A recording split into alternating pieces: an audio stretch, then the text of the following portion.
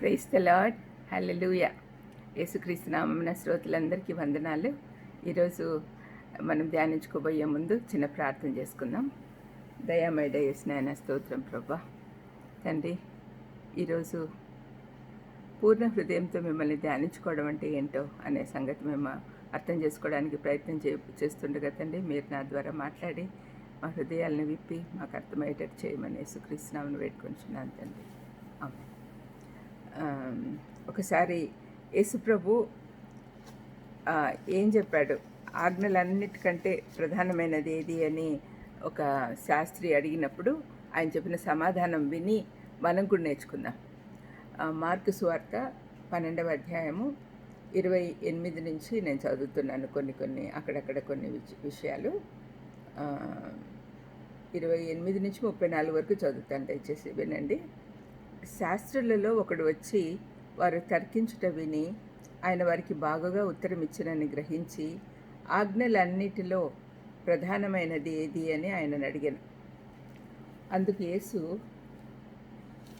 ప్రధానమైనది ఏమనగా, అంతకుముందు యేసు ప్రభు వీళ్ళతోనే పరిసయ్యులు, సద్దుకయ్యులు, శాస్త్రులు వీళ్ళతోనే ఆర్గ్యూ చేస్తూ ఉన్నాడు.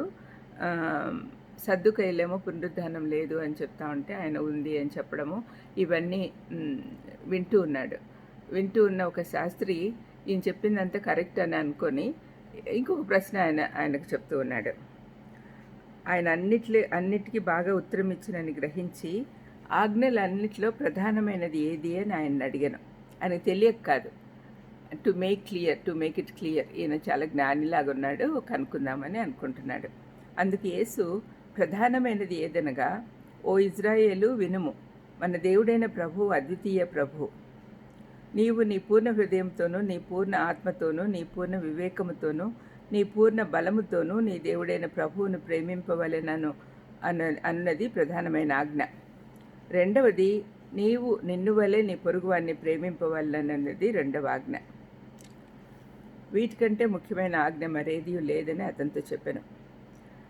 ఆ శాస్త్రికి ధర్మశాస్త్రం బాగా తెలుసు కదా, ధర్మశాస్త్ర బోధకుడు అతను. మరి అలాంటి వాడు ఈ ఆజ్ఞల గురించి ఎందుకు అడిగాడు అనే ఆలోచన మనకు కలుగుతుంది. వాళ్ళు ధర్మశాస్త్రము అనుసరించే వాళ్ళకి చాలా ఆజ్ఞలు ఉన్నాయి. యెహోవా దేవుడు వాళ్ళకి ఇచ్చిన 10 ఆజ్ఞలు కాకుండా వీళ్ళు సొంత ఆజ్ఞలు, చాలా ఆచారాలు, ఆజ్ఞలు, కమాండ్స్ అన్నమాట, చాలా పాటిస్తున్నారు. దాదాపు 613 ఆజ్ఞలు వాళ్ళంతటి వాళ్ళే ఏర్పాటు చేసుకున్నారు. ఈ ఆజ్ఞలన్నీ వాళ్లకు అవకాశం ఉన్నట్లుగా, వాళ్ళకి ఇష్టం వచ్చినట్టుగా వాళ్ళు చేసుకొని టాల్మడ్స్లో గ్రంథాలు దాంట్లో రికార్డ్ చేసి పెట్టినారు రబ్బీలు. అవన్నీ కూడా వీళ్ళు పాటించేవాడు. ఫర్ ఎగ్జాంపుల్, విశ్రాంతి దినం ఉందనుకోండి, విశ్రాంతి దినమును దేవునికి ఇష్టంగా ఆచరించాలి అని దేవుడు చెప్పాడు. కానీ వీళ్ళు ఏమి రూల్స్ అండ్ రెగ్యులేషన్స్ పెట్టారు. ఈ పర్టికులర్ ఒక 5 కిలోల కంటే ఎక్కువ వెయిట్ ఎత్తకూడదు, ఆ రోజు వంట చేసుకోకూడదు, ఆ రోజు ఏ పని చేయకూడదు, ఇట్లాంటివన్నీ అన్నమాట. భోజనము అంటే కొంచెమే తినాలి, ఇట్లాంటివన్నీ ముందు రోజు చేసి పెట్టుకోవాలి. ఆ రోజు మాత్రమే ఎవరు ఏ పని చేయకూడదు, ప్రయాణాలు చేయకూడదు. స్వస్థతలు చేసింటే కూడా ఎన్నిసార్లు యేసుప్రభువుని వాళ్ళు తప్పులు పట్టారు. స్వస్థత చేయడం కూడా తప్పేనా? యేసుప్రభు అన్నాడు, విశ్రాంతి దినానికి అధిపతిని నేను అని అన్నాడు. మరి అయినా కూడా వాళ్ళు అర్థం చేసుకోలేదు. ఇట్లాంటివన్నీ జరుగుతూ ఉన్నప్పుడు ఆ శాస్త్రికి అనుమానం వచ్చింది. ఈ 613 ఆచారాలు అవన్నీ ఉన్నాయి కదా, మరి ఈయనేంటి ఇట్లా చెప్తున్నాడు, అసలు ప్రధానమైనది ఏది అని అడిగినప్పుడు యేసుప్రభు చెప్తున్నాడు, అన్నిటికంటే ప్రధానమైనది నీ దేవుణ్ణి పూర్ణ హృదయముతోనూ, పూర్ణ ఆత్మతోనూ, పూర్ణ వివేకంతోనూ, పూర్ణ బలముతోనూ నీ దేవుడైన యెహోవాను ప్రేమించు, నిన్ను వల్లే నీ పొరుగువాన్ని ప్రేమించు. యేసుప్రభు చెప్పినది 2 ఆజ్ఞలే. యాక్చువల్గా దీంట్లో 10 ఆజ్ఞలు ఇమిడి ఉన్నాయి. దేవుడు మోషే ద్వారా ఇజ్రాయెల్ ప్రజలకు ఇచ్చిన 10 ఆజ్ఞలు వాళ్ళు మీరకూడదు. కానీ వీళ్ళు సొంతంగా చేసుకున్న ఆజ్ఞలు 600 దాటినాయి. మరి వీటన్నిటిలో ఏది ప్రధానమైనది అడిగినప్పుడు యేసుప్రభు ఖచ్చితంగా 2 అని చెప్పాడు. ఆయన ఒక్కటి అడిగాడు, కానీ ఈయన 2 చెప్తున్నాడు. అప్పుడు ఈ శాస్త్రి ఏమంటున్నాడు చూడండి.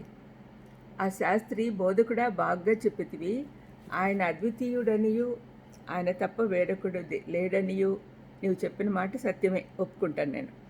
పూర్ణ హృదయముతోనూ పూర్ణ వివేకముతోనూ పూర్ణ బలముతోనూ ఆయనను ప్రేమించుటయు, ఒకడు తన్ను వల్లే తన పొరుగువాన్ని ప్రేమించుటయు సర్వాంగ హోమములన్నిటికంటేనూ బలులన్నిటికంటే అధికమని ఆయనతో చెప్పాను. ఈయన వీళ్ళేం చేస్తున్నారు చూడండి, అదే మాట ఇతను రిపీట్ చేస్తున్నాడు. కానీ యేసుప్రభు చెప్పిన 4 విషయాలు చెప్పాడు యేసుప్రభు. పూర్ణ ఆత్మతోనూ పూర్ణ వివేకంతోనూ పూర్ణ హృదయముతోనూ పూర్ణ బలముతోనూ. ఇతనేమంటున్నాడు శాస్త్రి, పూర్ణ వివేకంతోనూ పూర్ణ హృదయముతోనూ పూర్ణ బలముతోనూ అని 3 చెప్పాడు. పూర్ణ ఆత్మతోనూ ఇక్కడ ఎగిరిపోయింది. అయితే దాని బదులు ఏమంటున్నాడు, సర్వాంగ హోమములు అన్నిటికంటేనే, బలులన్నిటికంటే, అంటే మేము ఇవి కదా మేము అధికం అనుకుంటాము, వాటికంటే కూడా నువ్వు చెప్పేటి ఇంకా అధికమా అని అడుగుతున్నాడు. అంటే వీళ్ళు యాడ్ చేసుకున్న దాంట్లో హోమాలు బలులు చాలా ఎక్కువ అనమాట. లేవియ కాండంలో 5 రకాల బలులు ఉన్నాయి. అవన్నీ వాళ్ళు చాలా ఇంపార్టెంట్గా ఆచరిస్తారు. నేను చెప్పినైతే కరెక్ట్ అని అతను అంటున్నాడు అనమాట. అయితే యేసుప్రభు ఏం చెప్తున్నాడు, అతడు వివేకముగా ఉత్తరం ఇచ్చానని, అంటే తప్పులు పెట్టడానికి అవకాశం లేకుండా ఉత్తరం ఇచ్చాడు అని యేసుప్రభు తెలుసుకొని, నీవు దేవుని రాజ్యమునకు దూరంగా లేవు అని అతనితో చెప్పాను. ఆ తర్వాత ఎవడున్నా ఆయన్ని ఏ ప్రశ్నయో అడగ తెగింపలేదు. అంటే అతను దారిలోకి వచ్చాడు అనే సంగతి యేసుప్రభుకి అర్థమైంది. స్లోగా నేర్చుకుంటాడులే అన్నట్టుగా అని అంటున్నాడు. ఇప్పుడు మనం నేర్చుకుంది ఈ భాగంలో మన హృదయాన్ని దేవునికి సంపూర్ణంగా అర్పించాలి అని. అయితే అన్ఫార్చునేట్లీ దేవుణ్ణి ప్రేమించడము అంటే పూర్ణ హృదయంతో ప్రేమించడం అనేది మనకు అర్థం కావట్లేదు. మనం చాలా బాగా అంటాం, ప్రతి ఆదివారము చర్చికి వెళ్తున్నాము, బైబిల్ ఎప్పుడు చదువుతున్నాము, నిరంతరం మా ఇంట్లో ప్రేయర్స్ ఉంటాయి అని చెప్తూ ఉంటారు కదా. కానీ పూర్ణ హృదయంతో మీరు సమర్పించుకుంటున్నారా లేదా అనే విషయం కూడా మనం అర్థం చేసుకోవాలి. ఒక చిన్న ఎగ్జాంపుల్ చెప్తాను. ఒక ఆయన గృహప్రవేశం చేసుకున్నాడు, ఒక మంచి క్రైస్తవుడు. చేసుకొని ఒక గది ప్రేయర్ రూమ్కి పెట్టుకొని అబ్బా చాలా గొప్పగా చెప్పుకుంటున్నాడు అనమాట. నేను నా ఇంటిలో ఒక ప్రథమ స్థానం దేవుడికి ఇచ్చాను, ఒక మంచి రూము ఆయనకు ప్రేయర్ రూమ్గా పెట్టుకున్నాను అని చెప్పి ప్రార్థనలన్నీ అయిపోయినాయి. వాళ్ళ ఇంట్లో చేరినారు. చేరితే ఆయన కష్టాలు ఏం తగ్గల. సైతాన్ శోధనలు జరుగుతూనే ఉన్నాయి, సైతాన్ అటాక్స్ జరుగుతూనే ఉన్నాయి. ఆయనకు అర్థం కాల. తర్వాత మళ్ళీ పాస్టర్ గారిని పిలిచి, అదేంటి పాస్టర్ గారు ప్రేయర్ చేసుకొని చేరినాము, అప్పటి నుంచి మాకేం సుఖము లేదు అని అన్నప్పుడు ఆ పాస్టర్ గారు అన్నారు, మీరు కేవలము ప్రేయర్ రూమ్ మాత్రమే దేవునికి సమర్పించుకున్నారు, దేవునికి ప్రతిష్ఠించినారు. మరి మిగతా ఇల్లంతా, డ్రాయింగ్ రూమ్ కానీ, బెడ్రూమ్స్ కానీ, వంటగది కానీ, ఇవన్నీ మీరు సమర్పించుకోలేదు కదా, ప్రతిష్ఠించుకోలేదు కదా దేవుడికి. అందుకనే సైతాన్ వచ్చి రూల్ చేస్తుంది అని చెప్పి ఆయన అన్నప్పుడు అతను రియలైజ్ అయ్యాడు. ఆ తర్వాత మళ్ళీ ప్రేయర్ పెట్టుకొని సమస్తము మీకే అని చెప్పి ఆయన ప్రార్థన చేసి సమర్పించుకున్నాడు. అప్పుడు కంప్లీట్గా దేవుని ఆధీనంలోకి వచ్చింది.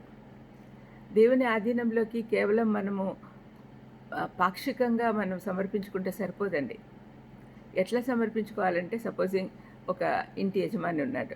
ఇంటి యజమాని తన ఆస్తులన్నీ దేవుడిచ్చినట్టే కదా, దేవుడికి ప్రతిష్ట, తన ఏమేమి సంపాదించుకుంటున్నాడో అవన్నీ దేవుని. తర్వాత తన భార్య బిడ్డలు కూడా దేవుని సంబంధించిన వాళ్ళే, దేవునికి చెందిన వాళ్ళే. మరి ఈ విధంగా సంపూర్ణంగా సమర్పించుకుంటేనే మనం పూర్ణ ఆత్మతో దేవుణ్ణి సేవించవచ్చు. మనము ఎవ్వరం కూడా పర్ఫెక్ట్ కాదండి, మనలో చాలా లోపాలు ఉన్నాయి. మనల్ని మనం అది సరిచేసుకోవాల్సిన అవసరం ఎంతైనా ఉంది. కాబట్టి ఇది గమనించాలి. దేవుడు సంపూర్ణ సమర్పణ ఎక్స్పెక్ట్ చేస్తూ ఉన్నాడు. మరి వీళ్ళందరూ కూడా చాలా, ఈ శాస్త్రులు పరిసయ్యులు వీళ్ళందరూ కూడా చాలా నిష్ఠగా ఆచరించేవాళ్ళు. కానీ మత్తయి 23 ఒకసారి చదవండి. దేవుడు వాళ్ళని గురించి, వేషధారణ గురించి, వాళ్ళ నీతి క్రియలను గురించి ఎంత బాధతో చెప్తాడు. అయ్యో వేషధారులారా, అయ్యో వేషధారులారా. మీరు అనుకుంటున్నారు మీరు ఆమ్, అదేంటి దశంభాగం ఇస్తున్నాము సో సోపులోను పుదీనాలోను కొత్తిమీరలోనూ ఇస్తున్నాం అనుకుంటున్నారు కానీ అసలైంది మర్చిపోతున్నారు. నీతి న్యాయం మర్చిపోతున్నారు. మీరు అందరి మీద భారం ఎక్కువ వేస్తున్నారు కానీ చిటికెన వేలుతోనైనా మీరు ఆ భారము మోయట్లేదు అని దేవుడు ఎంత బాధపడుతున్నాడు. మరి ఇలాంటి పరిస్థితిలో మనము ఎవరిని ఆచరించాలి, ఎవరిని మాదిరిగా తీసుకోవాలి? మన పాస్టర్లనా, మన బిషప్పులనా, మన సంఘ పెద్దలనా? ఎవరిని కాదండి, యేసుప్రభువుని మనం మాదిరిగా తీసుకోవాలి. ఎవరూ పర్ఫెక్ట్ కాదు. ఈ లోకంలో పర్ఫెక్షన్ అనేది ఎప్పుడొస్తుంది? దేవుని దగ్గర చేరినప్పుడే. ఇహలోకంలో ఉన్నంత వరకు పాపపు శక్తి మనల్ని పీడిస్తూనే ఉంటుంది. మనకు కేవలం పాప శిక్ష మాత్రమే విడుదలొచ్చింది. పాపశక్తి ఎప్పుడు మన చుట్టూ పనిచేస్తూనే ఉంటుంది.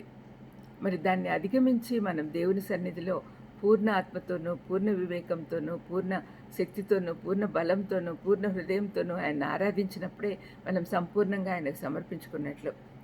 ఎందుకు ఆయన మనల్ని కంప్లీట్గా మన కోసం సమర్పించుకున్నాడు కదా, ఏమైనా మిగిలించుకున్నాడా? యేసుప్రభు శరీరధారిగా ఈ లోకంలోనికి వచ్చినప్పుడు సంపూర్ణ మానవత్వంతో, ఆయన సంపూర్ణ దైవత్వంతో, సంపూర్ణ మానవత్వంతో ఈ లోకానికి వచ్చాడు. సంపూర్ణ మానవత్వంతో ఆయన మన శ్రమలన్నీ అర్థం చేసుకోవడానికి ఆయన కూడా శ్రమ పడ్డాడు. చివరి రక్తబొట్టు వరకు మన కోసం కార్చాడు సిలువలో. ఆయన ఏది పాక్షికంగా వదిలిపెట్ల, అన్నీ సంపూర్ణ. ఆయన శ్రమల ద్వారా సంపూర్ణుడయ్యాడు అని హెబ్రీ పత్రికాకారుడు అంటాడు. ఆయనకు అంతకుముందు శ్రమలు ఒకటి తెలియదు, మిగతా అంతా సంపూర్ణత ఉంది. పరలోకంలో తండ్రి కుడి పరశువున కూర్చొని ఉన్నాడు. తండ్రితో సమానుడు, త్రిత్వమై ఉన్న ఏకదేవుడు. అయినా కూడా యేసుప్రభు ఈ లోకానికి వచ్చి అన్ని శ్రమలు అనుభవించి పరిపూర్ణతతో సంపూర్ణంగా మన కోసం ఆయన సమర్పించుకున్నాడు. మరి అటువంటి దేవాదేవుడు ఆయన ఏమీ మిగిల్చుకోకుండా మనకు అప్పచెప్పినప్పుడు మనం కూడా వెనకాడకూడదు. మనకేం కావాలన్నా ఆయన ఇస్తాడు కదా. యేసుప్రభు కొండ మీద ప్రసంగంలో ఎంత చక్కగా చెప్పాడు. మొదట నా నీతిని, రాజ్యంను వెతకండి, ఆటోమేటిక్గా మీకు అన్నీ ఇస్తాను నేను.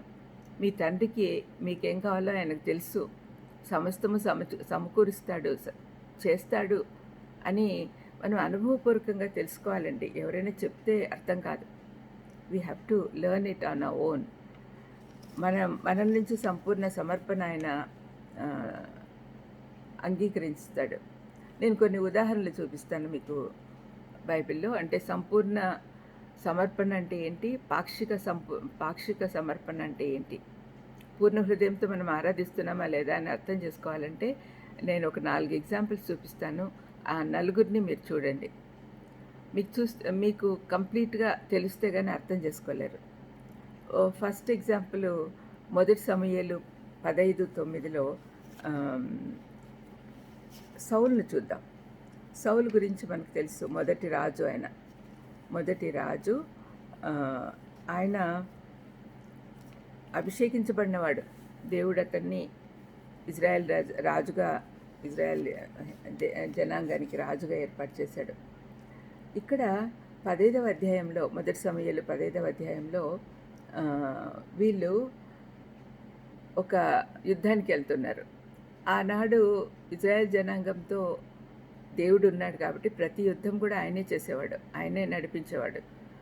సమూయేలు ప్రవక్తగా ఉన్నాడు. అప్పుడు సమూయేలు ద్వారా చెప్పి పంపించేవాడు అనమాట సౌలుకు. అప్పుడు ఏం చెప్పాడు, అమాలేకులతో యుద్ధానికి వెళ్తున్నారు వీళ్ళు అప్పుడు అమాలేకీలతో కూడా మిమ్మల్ని నాశనం చేయకుండానట్లు మీరు వారిలో నుండి బయలుదేరిపోవడని కేనీయులకు వర్తమానం పంపగా కేనీయులు వెళ్ళిపోయారు. తర్వాత సౌలు అమాలేకీయులను హతం చేశాడు.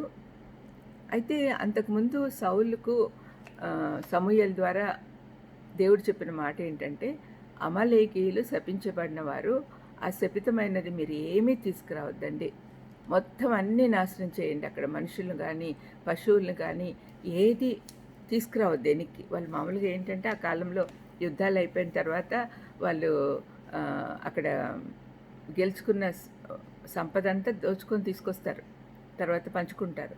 అది వాళ్ళ అలవాటు, అది వాళ్ళ కరెక్ట్ విధానం అని అనుకుంటారు. ఎందుకంటే శత్రువుని జయించాము, శత్రువుకు చెందిందంతా మాకే వస్తుంది అని అనుకునేవాళ్ళు. కానీ ఇక్కడ దేవుడు ఏమన్నాడు? కంప్లీట్‌గా నాశనం చేయమని చెప్పాడు.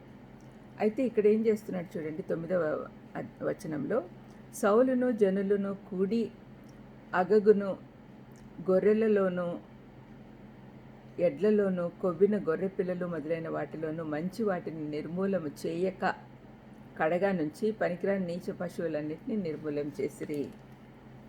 అంటే ఇక్కడ ఏం చేస్తున్నాడు? సౌలు దేవుడి ఆజ్ఞ పాటించకుండా పాటిస్తున్నాను అనుకుంటున్నాడు. అయితే పశువుల్లో మంచి పశువులు, కొవ్విన పశువులు ఎందుకు పక్కన తీసిపెట్టాడు? దేవుడికి బలిగా అర్పించడానికి మంచి ఉద్దేశమే. కానీ దేవుడు ఏమన్నాడు? అన్నీ నాశనం చేయమన్నాడు. దేవుడు విధేయత కోరుకుంటాడు. తర్వాత సమూయేలుతో పంపిస్తాడు. సమూయేలుకు రాజు నా ఆజ్ఞలు పాటించలేదు కాబట్టి అతన్ని నేను విసర్జిస్తున్నాను అని దేవుడు చెప్పినప్పుడు సమూయేలు మళ్ళీ సౌలు దగ్గర పంపిస్తాడు దేవుడు. అతను వచ్చినప్పుడు నేను చెప్పినట్లు చేసినావా అని అన్నప్పుడు అన్నీ చేసేసాను అని అంటే శబ్దం వస్తూ ఉంది సమూయేలుకు, పశువుల గోల వినిపిస్తున్నప్పుడు ఆయన చెప్తాడు సమూయేలు 22వ వచనం, తాను సెలవిచ్చిన ఆజ్ఞను ఒకడు గైకొనుట వలన యెహోవా సంతోషించినట్లు ఒకడు దహన బలులను అర్పించటం వల్ల ఆయన సంతోషించిన ఆలోచించుము. బలులు అర్పించుట కంటే ఆజ్ఞను గైకొనుటయు పొట్టేళ్ల కొవ్వు అర్పించుట కంటే మాట వినుటయు శ్రేష్టము. ఇక్కడ మీకు అర్థమైంది కదండి. ఏదైనా దేవుడు చెప్పిన ఆజ్ఞలు పాటించడం ముఖ్యం. విధేయత చూపించాలి. విధేయత మనం యేసుప్రభువుని చూసి నేర్చుకోవాలి. తండ్రితో కూడా పరలోకంలో ఉండుట విడిచిపెట్టకూడని భాగ్యం అని ఎంచుకోలేదు, కానీ పరలోకం విడిచిపెట్టి ఈ లోకానికి వచ్చాడు ఆయన. ఈ లోకానికి వచ్చి శిలువ మరణం పొందినంతగా తను సమర్పించుకునేంతగా శిలువ మరణం ఎంత హీనమైంది, అంతగా విధేయత చూపించాడు అని రాయబడింది ఫిలిప్పీ 2వ అధ్యాయంలో. మరి అటువంటి విధేయత మనం యేసుప్రభు దగ్గర నేర్చుకోవాలి. అది సంపూర్ణ విధేయత. సంపూర్ణ హృదయంతోనూ పూర్ణ హృదయంతో ఆరాధించాలి అంటే మన హృదయంలో ఎలాంటి చెడు ఆలోచనలు ఉండకూడదు. ఆయనను కంప్లీట్గా మనం ఆరాధించాలి. అప్పుడే అది ఆయన యాక్సెప్ట్ చేస్తాడు. ఇక్కడ సమూయేలుతో పంపించినప్పుడు సమూయేలు బాధపడుకుంటూ చెప్తున్నాడు, నిన్ను అభిషేకించాడు దేవుడు, నువ్వేమో ఇట్లా చేసినావు. సౌలుకు తెలియక కాదు, దేవుడి ఆజ్ఞలు పాటించాలని తెలుసు. అయితే ఏమనుకుంటున్నాడు? దేవుని కోసమే కదా చేసేది. ఓన్ లాజిక్ అన్నమాట. దేవుడు సంతోషిస్తాడులే. మనం కూడా ఎన్నోసార్లు ఇలా తప్పులు చేస్తూ ఉంటామండి. దేవుడు చెప్పిన మాటలు వినకుండా మన ఇష్టానుసారంగా చేసి దేవుడి కోసమే కదా చేస్తున్నాను అని అనుకుంటారు. దేవుడి చిత్తం లేకుండా మనం ఎన్నో పనులు చేస్తూ ఉన్నాం. దేవుని చిత్త ప్రకారం నడుచుకునేది మనం నేర్చుకోవాలి. అదొకవేళ మనకు తప్పు అని అనిపించవచ్చు, కానీ దేవుడికి తెలుసు ఏది మంచిదో ఏది తప్పో. కాబట్టి ప్రతిదీ కూడా దేవుని చిత్తానుసారంగా చేసేది నేర్చుకోవాలి. తర్వాత 2వ ఎగ్జాంపుల్ అపోస్తుల కార్యంలో చూద్దాం. అపోస్తుల కార్యము 5వ అధ్యాయంలో కొన్ని వచనాలు నేను చదువుతాను, 1 నుంచి 11 వరకు. అననీయ అను ఒక మనుష్యుడు తన భార్య అయిన సప్పీరాతో ఏకమై పొలం అమ్మెను. భార్య ఎరుకనే వాడు దాని వెలలో కొంత దాచుకొని కొంత తెచ్చి అపోస్తుల పాదాల దగ్గర పెట్టెను. ఆ కాలంలో ఆది సంఘంలో ఏం చేసేవాళ్ళంటే, అంతకుముందు 4వ అధ్యాయంలో చూడండి 36వ వచనం, కుప్రలో పుట్టిన లేవీయుడగు యోసేపు అని ఒకడుండెను. అతనికి అపోస్తలులు హెచ్చరిక పుత్రుడు అని అర్థమిచ్చు బర్నబా అని పేరు పెట్టియుండిరి. అతడు భూమి గలవాడయ్యుండి దానిని అమ్మి దాని వెల తెచ్చి అపోస్తుల పాదముల మీద పెట్టెను. ఈ సంఘటన వాళ్ళకి తెలుసు, అననీయ సప్పీరాకు. బర్నబా చేసిన పని అందరూ కూడా మెచ్చుకున్నారు. బర్నబా తను సంపద అమ్మేసి, తన పొలాలు అన్నీ అమ్మేసి ఆ డబ్బులన్నీ తీసుకొచ్చి అపోస్తుల పాదాల దగ్గర పెట్టారు. ఎందుకు?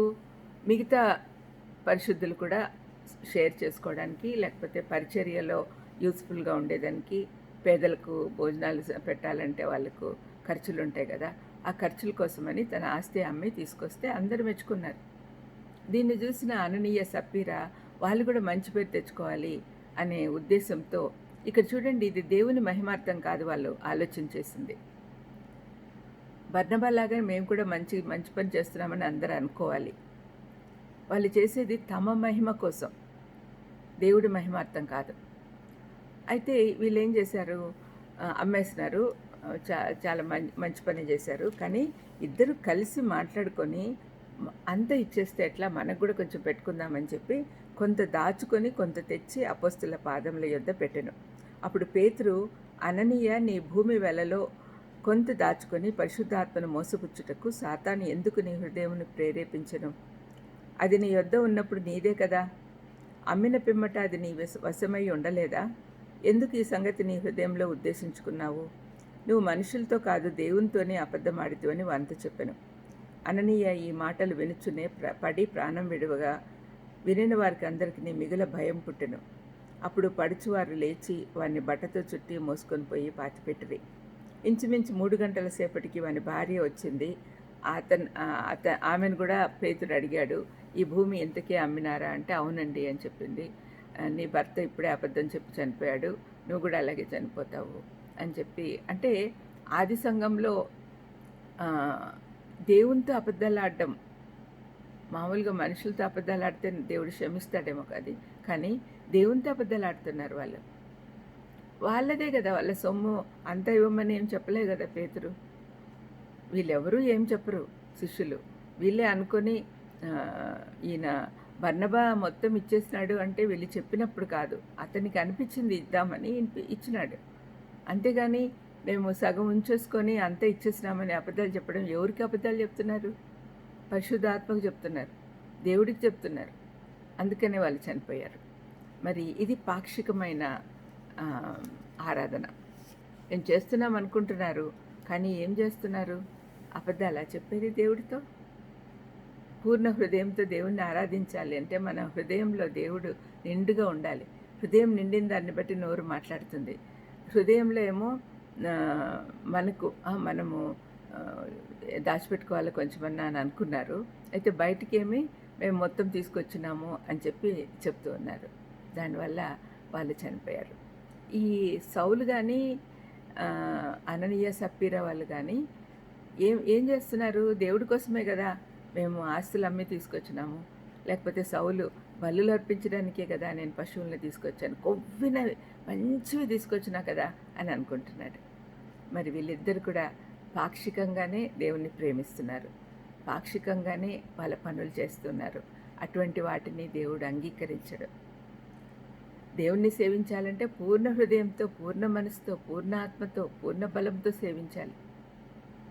అది మనము 100% ఎవరు చేయట్లేదు అని నేను నమ్ముతున్నాను. మరి మనం ఎప్పుడు చేస్తాం? ఆ స్టేజ్కి మనం ఎదగాలి కదా. దేవుని సారూప్యంలోనికి మారాలి అంటే, క్రీస్తు సారూప్యంలోనికి మనం మారాలి అంటే ఇట్లాంటివన్నీ నేర్చుకోవాలి. మరి మంచి ఎగ్జాంపుల్స్ 2 చూద్దాం.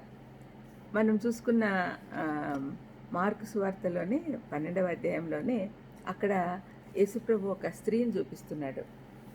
12:41 నుంచి చూద్దాం. 41 నుంచి 44 వరకు చదువుతున్నాను. ఆయన కానుక పెట్టె ఎదుట కూర్చుండి జనసమూహము ఆ కానుక పెట్టెలో డబ్బులు వేయుట చూచుచుండెను. ధనవంతులైన వారు అనేకులు అందులో విశేషముగా సొమ్ము వేయుచుండిరి. ఒక బీద విధవరాలు వచ్చి 2 కాసులు వేయగా ఆయన తన శిష్యులను పిలిచి, కానుక పెట్టెలో డబ్బులు వేసిన వారందరికంటే ఈ బీద విధవరాలు ఎక్కువ వేసినని మీతో నిశ్చయంగా చెప్తున్నాను. వారందరూ తమకు కలిగిన సమృద్ధిలో నుండి వేసిరు గాని ఈమె తన లేమిలో తనకు కలిగినదంతయు అనగా తన జీవనమంతయు వేసినని చెప్పెను. ఈ మాటల్లో చూడండి, ఈ సందర్భంలో యేసుప్రభు కానుకలు పెట్టే దగ్గర కూర్చున్నాడు. ఎందుకు? ఆయన ఎవరు ఎంత వేస్తున్నారని కాదు, ఎంత మిగిలించుకుంటున్నారో వాళ్ళ హృదయాలను చూస్తానికి అక్కడ కూర్చున్నాడు అనమాట. ఇక్కడ ఈ ధనవంతులందరూ గలగలలా డబ్బాలో పోస్తున్నారు, కాయిన్స్ అంతా చాలా ఎక్కువ వేస్తున్నారు. అంటే వాళ్ళ ప్రేమ పాక్షికం, వాళ్ళకున్న దాంట్లో కొంచెం వేస్తున్నారు అంతే. అయితే ఈ పేద విధవరాలు తనకున్న 2 చిన్న కాయిన్స్, కాపర్ కాయిన్స్, అవి తీసుకొచ్చి అక్కడ వేస్తుందన్నమాట. ఆమెకి ఇంకేం లేదు, సంపూర్ణంగా ఉండేదంతా వేసేస్తూ ఉంది. మరి ఇట్లాంటి వాళ్ళని దేవుడు మెచ్చుకుంటాడు. ఆమె సంపూర్ణంగా తను సమర్పించుకుంది, తనకున్నదంతా వేసేసింది. నెక్స్ట్ పూట భోజనం ఉందో లేదో కూడా తను ఆలోచించట్లా, కంప్లీట్గా సరెండర్ చేసుకొని ఇచ్చేసింది. ఆమెది కంప్లీట్ సరెండర్. ఇంకొక ఎగ్జాంపుల్ కూడా మీకు చూపిస్తాను. పౌలు కొరింథీయులకు రాసిన 2వ పత్రిక 8వ అధ్యాయంలో ఇక్కడ మాసిదోనియా సంఘస్థుల గురించి రాస్తూ ఉన్నాడు. పౌలు కొరింథీయుల్ని ఎంకరేజ్ చేయడానికి మాసిదోనియా సంఘస్థుల గురించి చెప్తూ ఉన్నాడు. ఇక్కడ యెరూషలేములోని పేద క్రైస్తవులకు ధన సహాయము అడగడానికని తీతును పంపించాడు. పౌలు పంపించి ఉత్తరం రాస్తున్నాడు 2 కొరింథియన్స్. దాంట్లో ఏమంటున్నాడు, సహోదరులారా, మాసిదోనియా సంఘములకు అనుగ్రహింపబడి ఉన్న దేవుని కృపను గురించి మీకు తెలియజేయుచున్నాం. ఎలాగనగా వారు బహుశ్రమ వలన పరీక్షింపబడగా అత్యధికంగా సంతోషించిరి, మరియు వారు నిరుపేదలైనను వారి దాతృత్వము బహుగా విస్తరించను. ఈ కృప విషయంలోనూ పరిశుద్ధుల కొరకైన పరిచర్యలో పాలుపొందు విషయంలోనూ మనఃపూర్వకంగా మమ్మను వేడుకొనుచు వారు తమ సామర్థ్యము కొలదియే కాక సామర్థ్యం కంటే ఎక్కువగాను తమంతట తామే ఇచ్చిరని మీకు సాక్ష్యం ఇచ్చుచున్నాను. ఇది గొప్ప సాక్ష్యం అండి. పౌలు చెప్తున్నాడు, మాసిదోనియా సంఘస్థులు పేదవారే, కానీ వాళ్ళు మేము కూడా ఇస్తాము, పరిశుద్ధుల కోసం కలెక్ట్ చేస్తాము, మా దగ్గర ఉండేది ఇస్తాము, మాకు 2 పూటలే తిండి ఉంది పోనీ, కానీ 1 పూటే తిని 1 పూట వాళ్ళకి ఇస్తాము అనే రకంలో చెప్తున్నారనమాట. అది కంప్లీట్ సరెండర్.